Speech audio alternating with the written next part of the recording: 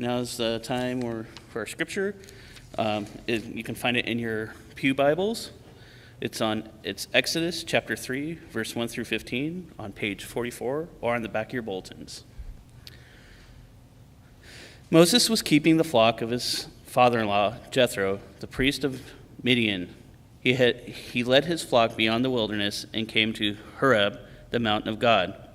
There the angel of the Lord appeared to him in a flame of fire out of a bush. He looked, and the bush was blazing, yet it was not consumed. Then Moses said, I must turn aside and look at this great sight and see why the bush is not burned up. When the Lord saw that he had turned aside to see, God called to him out of the bush, Moses, Moses. And he said, Here I am. Then he said, Come no closer. Remove the sandals from your feet, for the place which you are standing is holy ground. He said further, I am the God of your father, the God of Abraham, the God of Isaac, and the God of Jacob. Moses hid his face, for he was afraid to look at God. Then the Lord said, I have observed the misery of my people who are in Egypt. I have heard their cry on account of their taskmasters. Indeed, I know their sufferings, and I have come down to deliver from the Egyptians, and to bring them up out of the land to a good and broad land, a land flowing with milk and honey, to the country of the Canaanites, the Hittites, the Amorites, the Perizzites, the Hivites, and the Jebusites. The cry of Israelites has now come to me. I have also seen how the Egyptians oppress them. So come, I will send you to Pharaoh to bring my people, the Israelites, out of Egypt. But Moses said to God, Who am I that I should go to Pharaoh and bring the Israelites out of Egypt? He said, I will be with you, and this shall be the sign for you that it is I who sent you. When you've brought the people out of Egypt, you shall worship God on this mountain.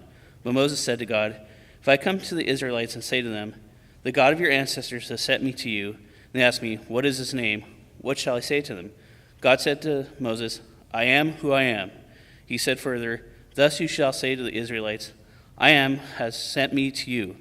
God also said to Moses, Thus you shall say to the Israelites, The Lord, the God of your ancestors, the God of Abraham, the God of Isaac, the God of Jacob, has sent me to you. This is my name forever, and this my title for all generations.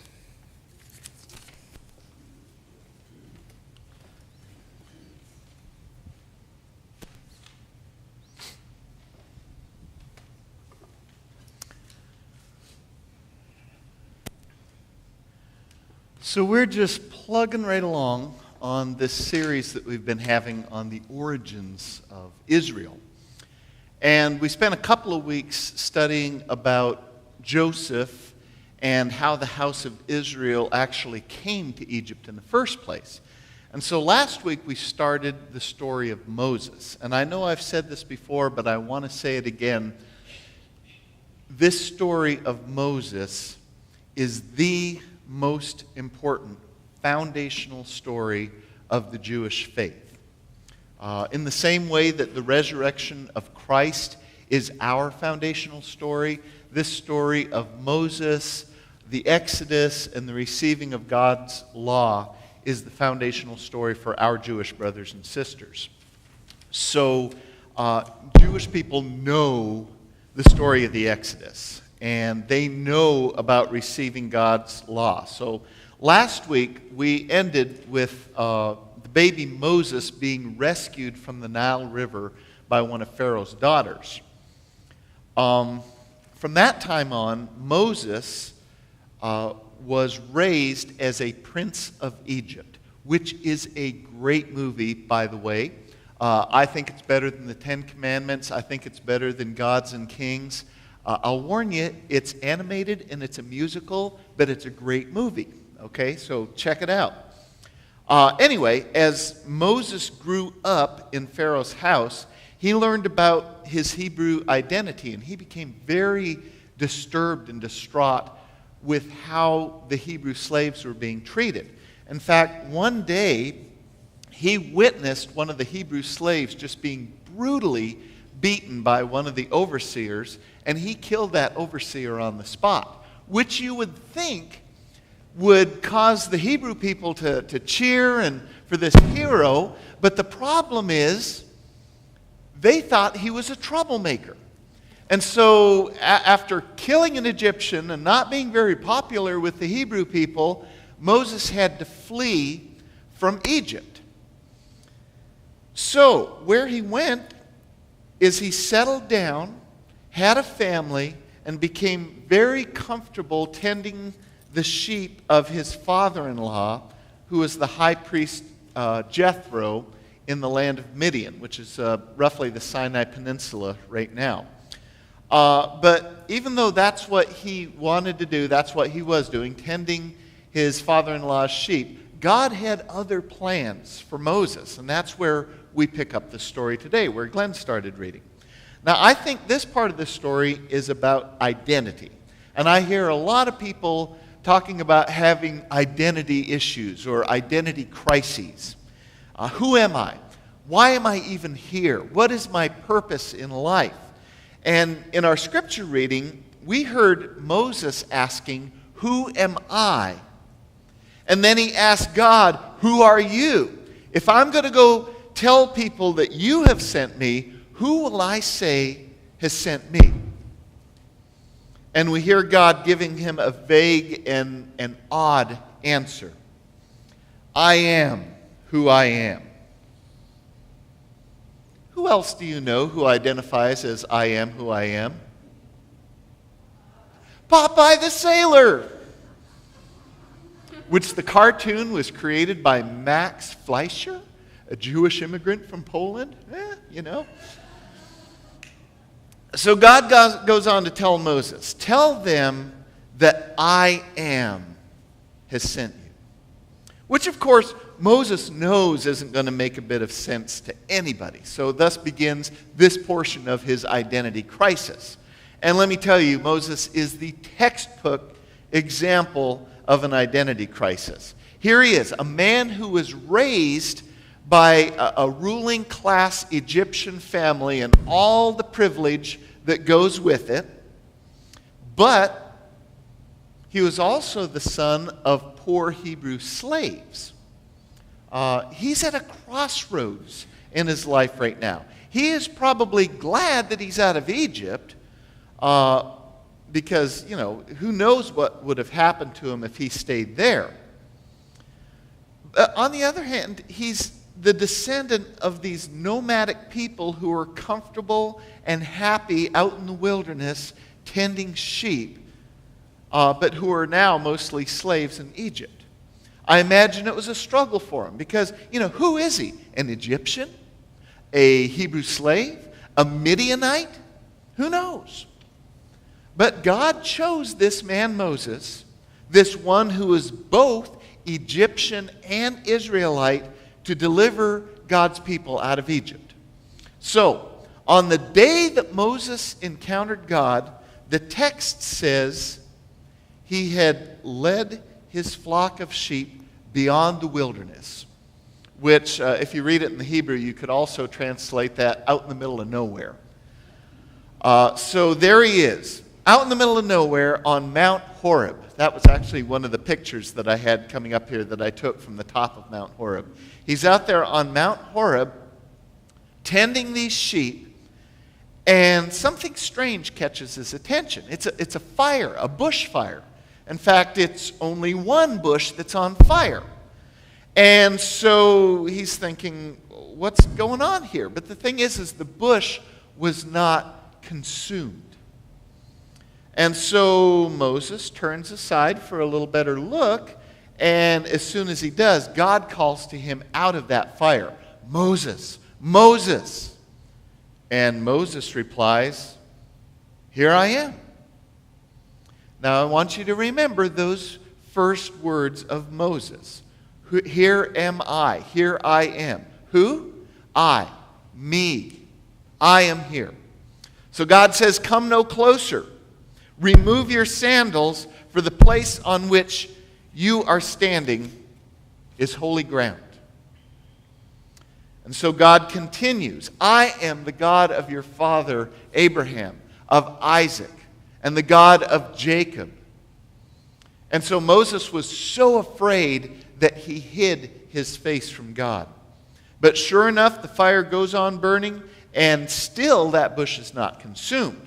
Now, a lot of people over the years have debated about why Moses, why did God speak to Moses through this burning bush?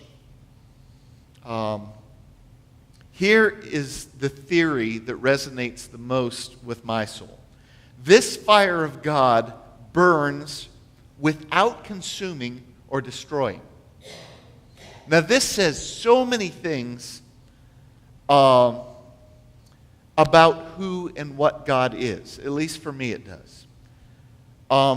This says there are some people, us included, especially us, I guess, who identify God by what God is against. Okay? Oh, you mean the God who hates this, or the God who opposes that, or the God who smites and destroys so-and-so. And we just saw an example of this last week. A group of evangelical leaders drafted a doctrinal statement that's being called the Nashville Statement.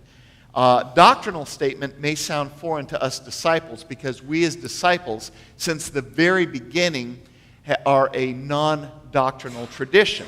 And our founders, they didn't like doctrinal statements because they almost always divide the church because people have this insane, obsessive desire to define who is in and who is out. And so in the case of the Nashville Statement, it's gender and sexual minorities who are in the out group, according to the church leaders that signed it. And that upset me on so many levels. So here is you've got this group of church leaders who figure that they speak for God, and so they identify themselves, and therefore God, by what they're against. Not about what God is for, but what they are against. And here's the problem, folks. We do this too. We are all guilty of this. I mean, just by bringing the subject up, we're defining ourselves as not like those who signed the Nashville Statement. God's people have this long history of saying, we are the people who are against those kind of people, and we have such a long list of who we think those people are.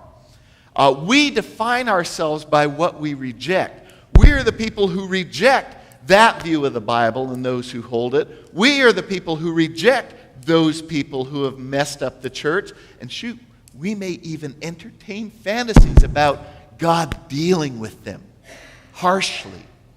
You know, we were thinking, oh boy, are they going to get theirs in the end? But if we take Jesus seriously, and I hope we do, and if we take the sign of the burning bush seriously, then we may begin to see that we're getting it all wrong. See, Jesus wouldn't even reject or define himself against the ones who were nailing him on the cross. And the presence of God, although it appears to Moses as a fire, it is a fire that does not destroy, even that which is burning. So isn't it interesting that this is the way that God chooses to reveal God's self to Moses? A fire that burns but doesn't consume. Anyway, from this fire, God speaks to Moses again, saying, listen, I've heard and seen the misery of my people in Egypt.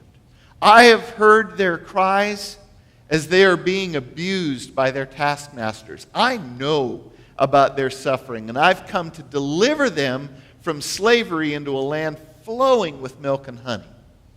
Now, this was surprising news because it was widely assumed that either God was dead or powerless, or that God had rejected the Hebrews and was against them.